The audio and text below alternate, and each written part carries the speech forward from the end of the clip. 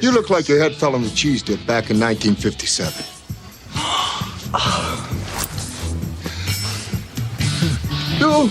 You're okay. This one, real fucking ugly. You see, I take these glasses off, she looks like a regular person, doesn't she, huh? Put them back on, formaldehyde face. That's what we got. That's enough out of you. You get out or I call the cops. Call the cops? You know what you need? You need a Brazilian plastic surgeon. I've got one that can see. Hey, everybody. Welcome back to another exciting episode of Citizen Frame. I got some sad news. We actually recorded the full Monty, which we said we would be doing for this week's podcast, and we did so. Unfortunately, there was a technical glitch. I would obviously blame Trevor, but it was not his fault. It was my own. I have a new mic here, and something just didn't record right. Now we go back and re-record. But the one thing about our podcast, besides being prepped with some notes and some information about the film and stuff, we kind of just go with the flow. The only editing we do is sound issues and so forth, because we don't. If we re-recorded it, it wouldn't be as spontaneous, and it just come up formulaic, and it wouldn't be the same podcast. Yeah, it wouldn't be what we usually do, because anytime we fuck up stuff, which is usually me, we like to keep it in there just because, fuck it, it's just the way the conversation flowed. Keeps it more natural. See, flow. I screw that up, but I won't edit it, see? Yeah. But we will do the full Monty again, but we're just going to let it marinate for a while and redo it maybe in the end of the summer. But in the meantime... We're gonna put our clothes back on for a while. You'll be glad to hear, and then we'll do it again. That was terrible, dude. I know. Bad joke. Wow. Wow. I apologize. You know what?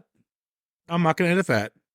Don't. I want people to know what I have to deal with on a daily basis. But yeah, so we will get to it. So we had to quickly get one in, that we're a little more prepared for it, one that we knew, and we decided to go back to what you guys have been asking us to do for a while, and I don't know why we took so long to get to it. It is outside the box of the gritty crime drama we've been doing, but it's definitely a pleasant one to do, and that is looking at John Carpenter's 1988 cult hit now, which is They Live. Yep. Yeah. Life's a bitch, and she's back in heat. There's actually lots of quotable one-liners in this. Obviously, the one about, I'm here to chew bubblegum and kick ass, but there's quite a few others. Yeah, there's quite a bit. Most of it's improv by Roddy Piper himself. Yes. So They Live. This is co-produced by longtime producer and assistant director to John Carpenter, Larry Franco. It was written by John Carpenter. However, it's based on the science fiction short story. It was written by a man named Ray Nelson. It was called 8 a.m. in the morning. So there you go. Yep. I must be honest and say that I haven't read the short story, but it is one that I would like to, Yeah, he's written quite a bit, but film-wise, or something that was inspired by his work, this would be the only one. Well, this very much plays out like an old sort of pulp sci-fi story anyway, an extended one, even an episode of The Twilight Zone or Outer Limits or something like that. Yeah. Yeah, the short story itself was written in 1963, around that era. And it is about a man named George Nada. He wakes up to find that there is a great secret being kept from the world, and he's the only human to have found out the truth. Obviously, this story obviously expands on that, John Carpenter's version, but we'll dive into it. This cost $4 million to make. John Carpenter stuff has always been lower budget and has always profited. It made $14 million. Not a massive profit. It wasn't a big hit, but it was a massive critical hit. And of course, like most of Carpenter's stuff, massive resurgence on video format. And again, like most Carpenter's stuff, it's a cult hit. Yeah. I mean, I first saw it on video, like so many of the films we review on here and that I watched as a kid. I would have watched them first on video, and you know, this is one of them. And yeah, the thing I love about Carpenter and his films is that essentially, and I mean this in the best possible way, they're B movies, but they're just greatly entertaining, and they most definitely deserve to be cult classics, which so many of them are. I mean, you can describe his vision as a B movie. I would describe more as Carpenter as an A-list director with B movie intentions. Yep. Yeah, he doesn't sell out, and he's never sold out. Yeah, so he could go play with the big boys, but he's always been a little more grounded. It kind of sounds like he's been screwed over a bit with some of his films not being hits. Like, for instance, he wanted to do a couple films, but he couldn't do them for certain reasons. The Thing bombed on him, and that didn't help. Who knew The Thing would be his crowning success? Yes. But that was then. So he kind of stepped away. I really think he's stepped away from Hollywood. Not because he didn't want to keep filmmaking. I think people weren't understanding his style when it tweaked into the 90s with movies like Vampires, Ghost of Mars, even the new Escape from LA. Yeah. For some reason, his B kind of visionary didn't translate well as the 90s became a darker toned era. So I think that's what happened with Carpenter. But then as time has went on, they've increased in popularity again. It's like, you know, peaks and troughs, you know? Yeah. Whereas in the 90s, yeah, he wasn't as popular, perhaps, but then his popularity has increased. Oh, John Carpenter never went away. No, he never went away, but his stuff is all cult status. I mean, everything he's done. But I love that. You know, and so he's found his, I mean, he's pretty much retired from filmmaking now, but yeah, I mean, his stuff has longevity. His stuff you can watch over and over again. Even his later work. Great stories. As silly as stories, always will. As silly as Ghost of Mars is, it's got rewatchability. As cheesy it is, and Vampires is actually found a big following, and that's very good. And James Woods is so fun in that movie as well. Mm-hmm. Well, like I say, he's never sold out, and he's always stuck to what he obviously enjoys and where he feels most at home at. He's never went for big budget mainstream, and you know what? Good on him. I did go big budget once, and unfortunately it was a failure, but rumor has it was because of Chevy Chase. It was very difficult to work with. Well, partly he is very difficult to work with. Yeah, I don't know what happened on set, so I won't, go after Chevy Chase or anything. But Carpenter always works with the same team. Usually he works with Universal. He has a good relationship with all the people he works with. So when you put a little tension on the set, he probably just wasn't he was uncomfortable with it maybe. But rumor has it, Sam Neill was very cool on the set. This movie's called Memoirs of a Visible Man. Yes. Actually a very clever film for its time. Would like to revisit it again, but it's definitely the one where Carpenter decided just to go back to what works for him. And then I believe he jumped in Mouth of Madness, going back to more ground and working with Sam Neill again. Yes. And which we covered on this podcast. Yes, we did. Yes, we did. Because it's John fucking Carpenter. John Carpenter is, if not my favorite director of all time. So, but everyone knows that. All right. He would certainly be up there with myself. So we got Roddy Piper, the man with no name. He does not have a name, this character, but in the credits, the King Carpenter just gave him one. He's called Nada.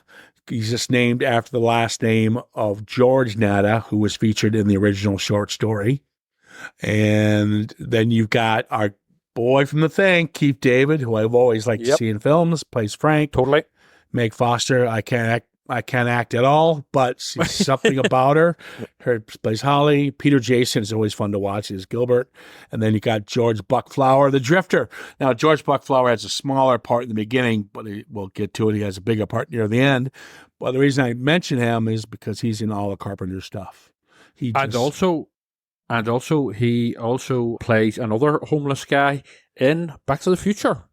Yeah. Red. That's right. Mm-hmm.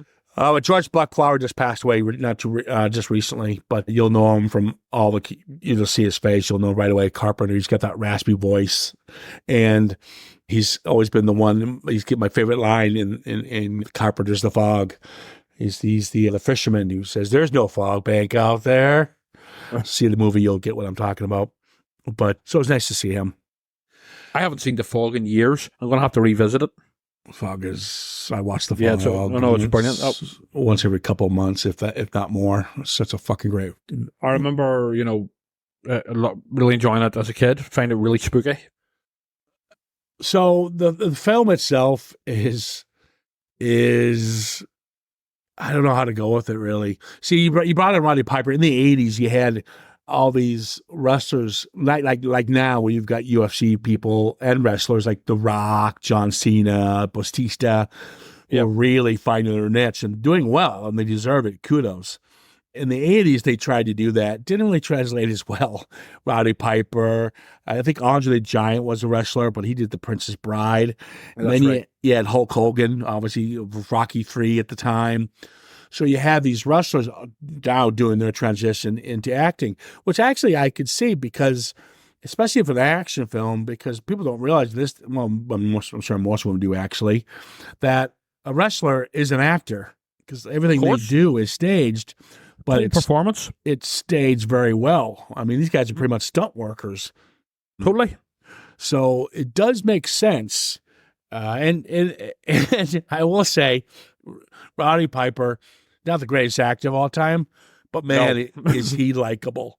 And that's what you get with most of these guys who hit the screen. Just like Schwarzenegger and Van Damme, there's a presence there that you just like. Yeah, I agree. He is totally likable, but let's just say his performance, certainly in this, isn't exactly nuanced, and he doesn't have a great dramatic range. But you know what? We're not watching this for sort of heavy acting chops. You can hear Carpenter's style in his music. Yes. He teams up with his buddy Alan Howard for the score, and they play this din din din din like this Ennio Morricone score from the Western type. Yeah, as he's coming into town, here comes this drifter, the man with no name, technically. Stranger comes to town. Yeah, and that's what they're playing with. I know Carpenter so well that everything he does is based usually on, you can just see it, whether it's High Western or something. Rio Bravo or High Noon. I mean, this even has a very Magnificent Seven feel. Yeah, there's two of them, but it's pretty much a one-way trip. Mm-hmm. So it's concerning the acting. Keith David definitely sort of carries it very much. Certainly, well, at very least in the scenes that he's in, of course. He can act. Yeah. And then you've also got Peter Jason who plays Gilbert. He's worked with Carpenter. Holly's just, what do you call it? She appears alien just anyway. She's like an alien clone of Invasion of the Body Snatchers version of Kirstie Alley. Yeah, but she's got those fucking eyes. Yeah, it's weird. It's alien like. Yeah, exactly. So I like the opening shot when Roddy comes into town, and right off from the bat, the great thing about Carpenter is that we're about to watch hokey, cheesy fun. But at the same time, there's a really good story here. It's clever. It's a satire. Yes. And so he knows how to pepper in little moments, and it happens at the beginning here, where it's about consumerism and how much we are easily hypnotized or the subliminal messaging that comes through the TV. When Roddy Piper walks into town, there's a man just sitting there glued through a storefront TV. Yeah. And he's not moving. He's not blinking. He's just memorized. And all it is an advertisement of some sort that's on the TV. And even as well, before he sort of goes to the sort of shanty town, whenever he first sort of sleeps rough, at the start, one of the other homeless guys is basically watching the TV as well through somebody else's window. Yeah, and then you have. Let me ask you this though: when he goes to the homeless place, yes, there's a blind preacher there. Yes, and he's mimicking or he's lip syncing to the words that this evangelist Yes. is on the TV. How is he doing Yes. that? Is that because he wrote them? Because he's that's the one talking on the TV is whenever the transmissions break through. Yes. From the basically, for want of a better phrase, the rebels. Yes. Well, basically he's probably, I think it's probably because he's heard that recording. That's a recording. I think he's heard it before. Because don't forget he's part of the. Okay, I thought it was He's live. this revolutionary gang who know the score about the aliens. I think. I mean, it's not fully explained, but I can only assume it's maybe because it's a recording and he's heard it several times before. It was probably there when it was recorded, even. Okay. And the story's pretty quick. All we have is pretty simplified right away when Gilbert tells. We have this meeting, and you find out that all they have to do is to shut the signal down.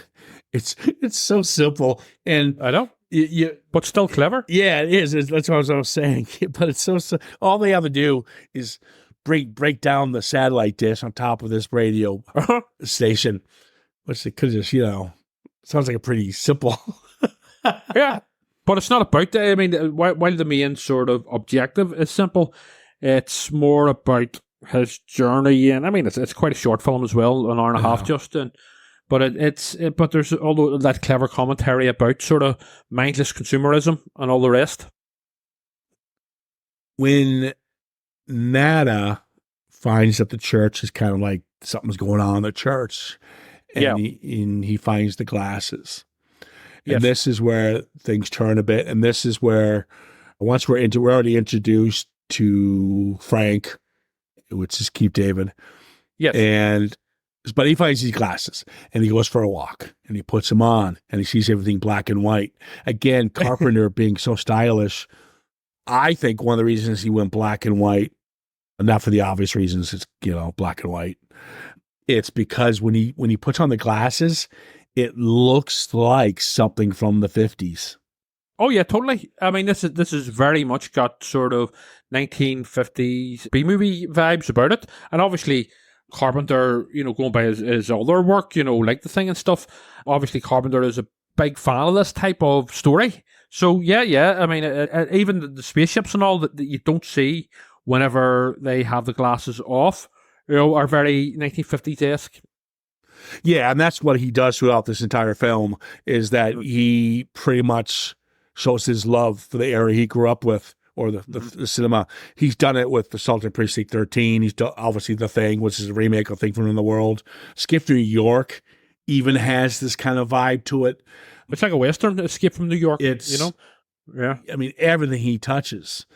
Yeah. And Big Trouble in Little China is a perfect example. Mm-hmm.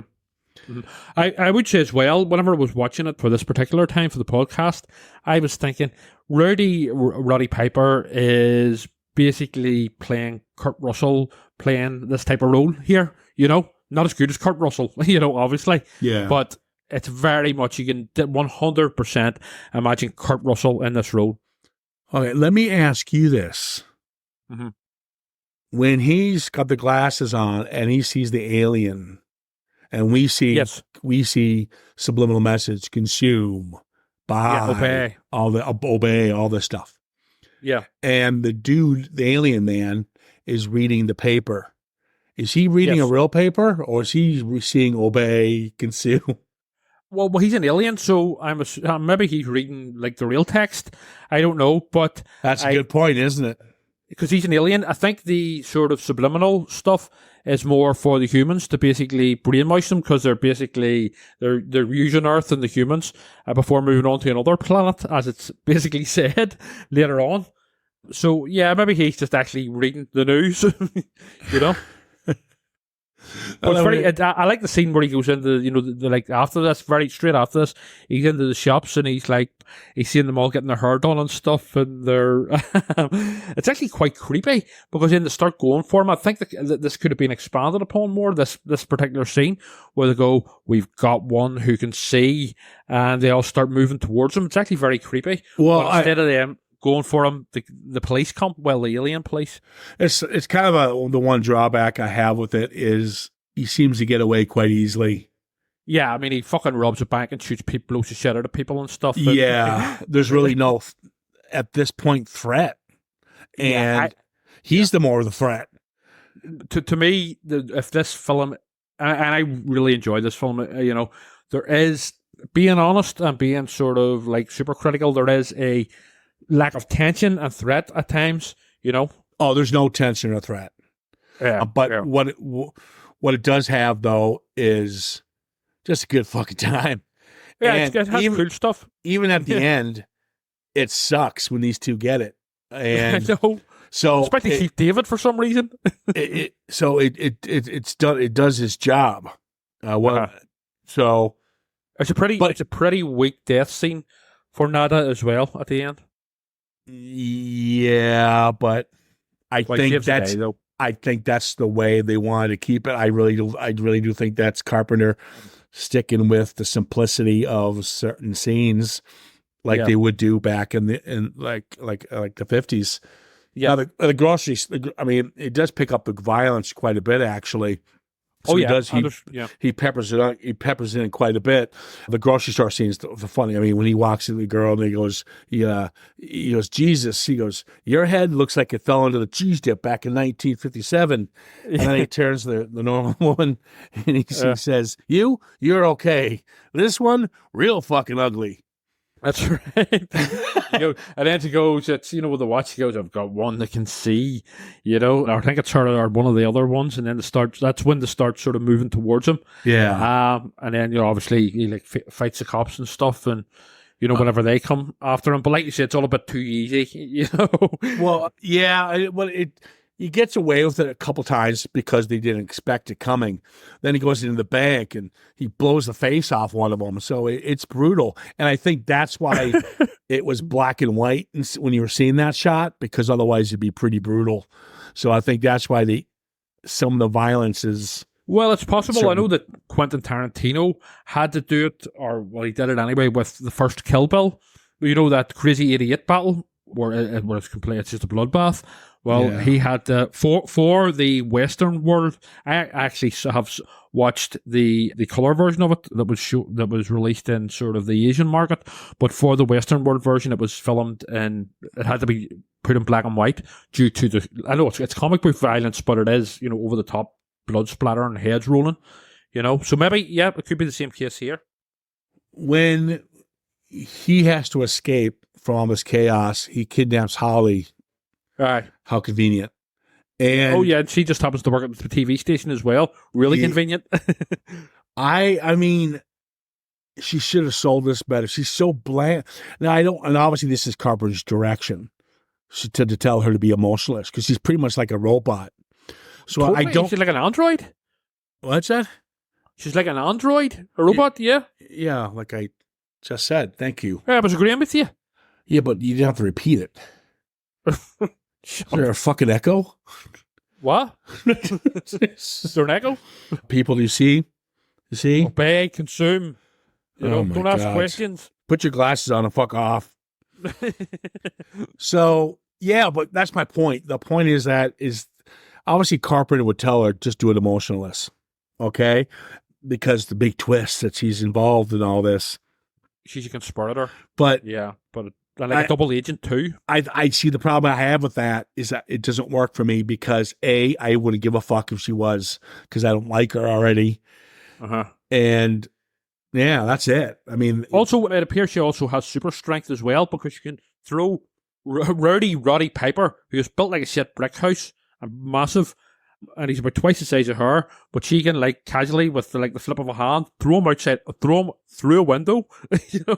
Yeah, so she chucks him out the window, and then when when she sees him later, she's like, oh yeah, I thought I killed you, sorry about that. And he's like, yeah, we're cool.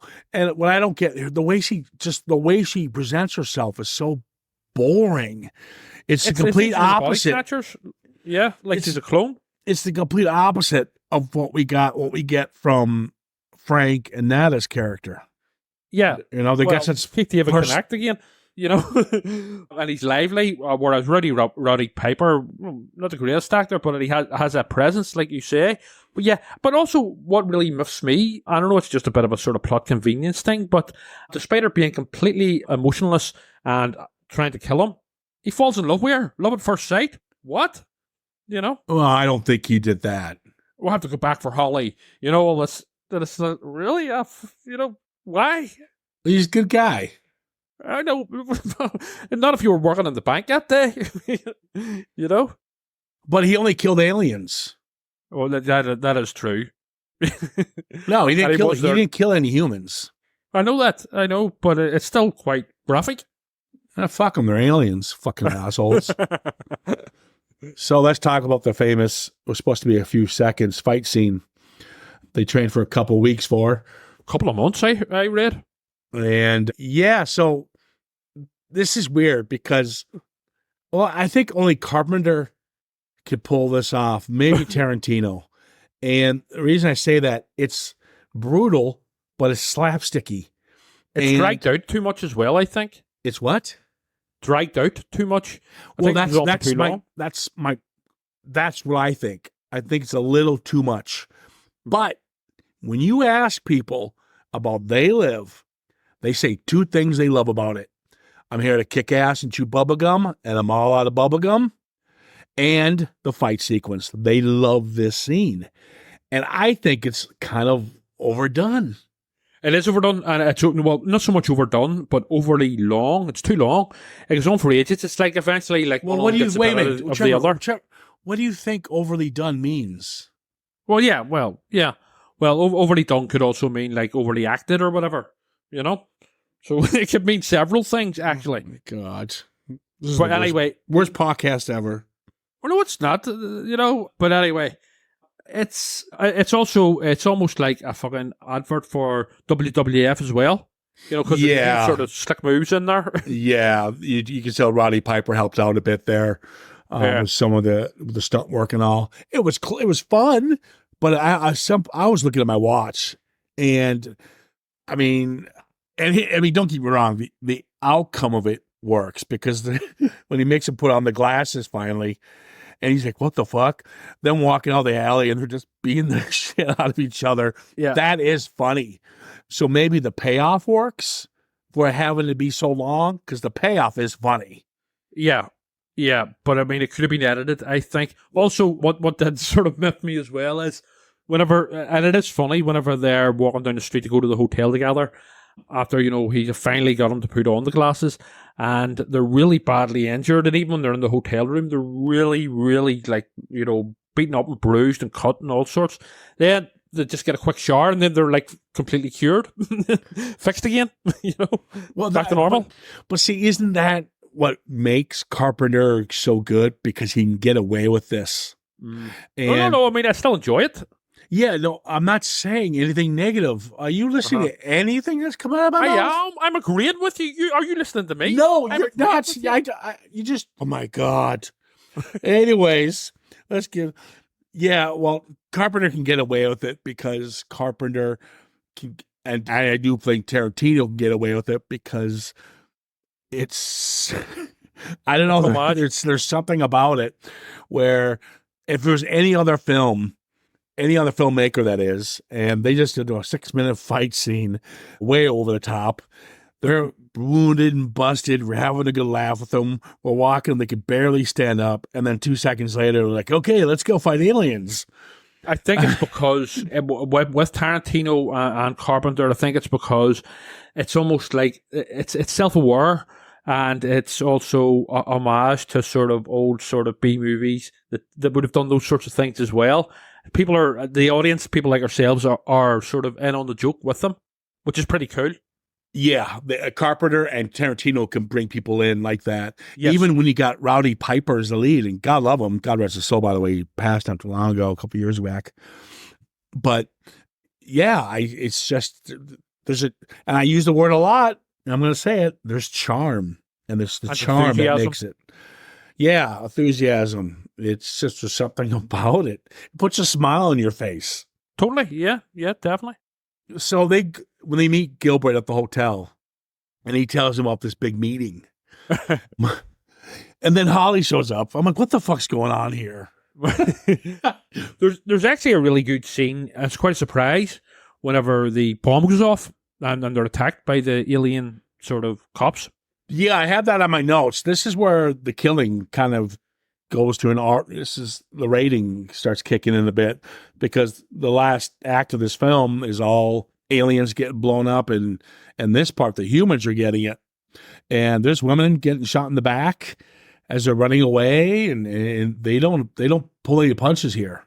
No, it basically is just at the point where it turns into Assault on Precinct 13. Yeah, I saw that, especially in the alleyway. Yes. I saw that. It did have glimpses of that. And I do love, we got this watch and it makes them transport. Like, no way. Yeah, but we don't know the code. So Frank and Nada are running and they drop the watch. Oh, here's your destination. Oh, what is that? Oh, you must have set the, it's so, come on.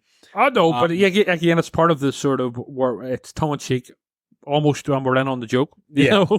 And then they jump to the little hole, and then boom, they're at the headquarters. I absolutely love whenever they go to basically the alien airport. You know, when the people are just like being zapped off into space. You know, I'll just Where they weren't on the top tower. Where are they looking out of? What window was that? Who knows? You know, it doesn't make sense. You know what I mean? It's just They're fucking out in space now, you know. It's no longer, who knows. And I love even, you know, their former mate who's basically portrayed them. What do you call him? You know, the homeless guy. Yeah. I love how he says, where instead of explaining it, he says, it's just something to do with folded up space time or something. You know what I mean? Yeah. It's just like, again, that's a joke to say is, we're not even going to try and explain this shit. You know what I mean? Yeah, well, you just run with it. You can get away with this. The Hollywood one-line fix, right? Yeah. And I love it. Like I love when he's just named the homeless guy, but Buck Flower, who's the one who portrays him, he's in his tux. And right. And I love how... He's sold out completely. I love how there's nobody in the corridors, and these guys have got fucking... They're armed to the teeth. They walk into a formal dinner of some sort. And none of them says anything to him. And here goes Buck Flower. He's like, oh, hey, guys. What's up? Are you here for the meeting? And they're like, yeah, sure. Why not? Dressed for the occasion, he says. Or something like that. Yeah. And then they ask him, why are you doing this? And he says, oh, it's for fame and stuff and wealth. And so wait a minute. They did say, he said something about they're treating this planet as a third world. They're just using us for the resources and then leaving? Pretty much. So, and then he says, so why not get rich off the back of it by helping them out? He sold out completely. So yes. But won't they, what resources are they taking? I believe it's, I don't even think that's fully explained, but it's something like just natural resources. And I think. Well, won't we die then? And what good is that going to do them? Well, I don't know. Maybe he's planning on being whisked off, you know, in Space Airport in the TV station, you know, to their planet, which again just totally reminded me of the Twilight Zone and that famous episode of the Twilight Zone, To Serve Man. Where people are going on holidays to the alien planet, but with a very dark twist, you know. So when they start blowing shit up and going through the corridors, blowing everyone away. Everyone's getting shot, and they got contacts on now. So, and again, convenient, so they don't have to wear the glasses. Well, that actually works for me. I was aware of that. And then, so they go in and they start blowing everyone away, and then he'll stop and talk to a secretary. Oh, hey, lovely, listen, do you know how we can get to the blah blah? And she's like, yeah, just go this way. Thank you. Obviously, he's human. That's why he's talking to her so nicely. And then he'll blow the shit out of someone else. So that's the ones he's killing are the baddies. Yep, the aliens. Yeah, I thought that was kind of funny. And then he'll be blowing everyone away. And then 2 seconds later, oh, hey, sweetie, do you know where I can get a... He's back to being a charmer.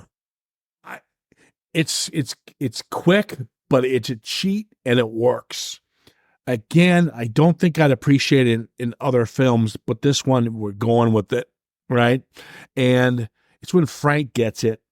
Mm-hmm. And right. Right at this point, I can't remember where I felt of Holly when I first saw it. Did I figure it out or not? It's not really a big plot twist, but she just walks up behind him. It's like a really weird cut. He comes up behind him. Cuts away. Yeah, and it cuts away.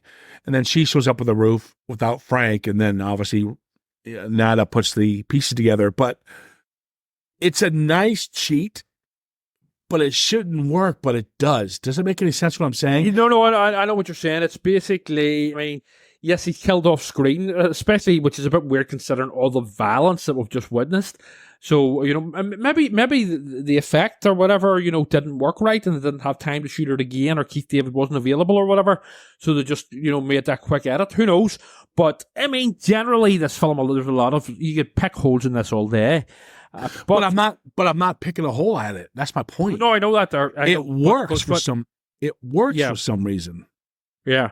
I mean, I think with this film overall, it gets away with a lot because it is so likable, essentially. Yeah. I know, but I don't know. I think as well. Again, come back to I think we're in on the joke with Carpenter. It's a nudge and a wink and homage to sort of B movies, and 50s B movies and all sorts. It's like that old saying, you're laughing with it, not at it. 100%. But so They Live. Yeah, I have it. I revisit it once every few years. Same here. But it's of all my Carpenters, it's not one of my favorites. The last couple we did was In the Mouth of Madness and just this one, and they'd probably be two. Even though I love all the Carpenter stuff, period, all of it. Yes, these two would be at the bottom. Believe it or not. Really? Yeah, this would be one of my favorite Carpenters. Yeah, this would be. There's. I just can't use Assault Precinct 13, The Thing, Halloween, Big Trouble in Little China, Escape from New York, Escape from L.A., Starman, Christine, Prince of Darkness. These are far superior films. Yes, I know that they are far better films, and they're most definitely far better Carpenter films, in terms from a technical point of view. But again, this one is it's just so it puts a smile on my face. Yeah, you're right. And like I said, just because it's lower in my Carpenter scale, scale is fucking everything's above, way above water here. So it's not an insult. You're right. At the end of the day, it's just good comic book fun. Yeah, and the aliens look cool as fuck as well. With their sort of, they look like basically zombies, because that's obviously a play on people who are sort of brainwashed by consumerism, that they're basically zombies. I just like the fact you made him pretty much skinless. Yeah, yeah. Oh, they're quite ghoulish looking, and it even ends on a big joke where it's basically the fella and the girl's having sex, and he's an alien. He goes, and this is when we're going to all see them all. He goes, "What's the matter, baby?" or something like that. There's Siskel and Ebert are in it as well as the movie reviewers are complaining about too much violence in films by Carpenter and Romero. Yeah, that was funny.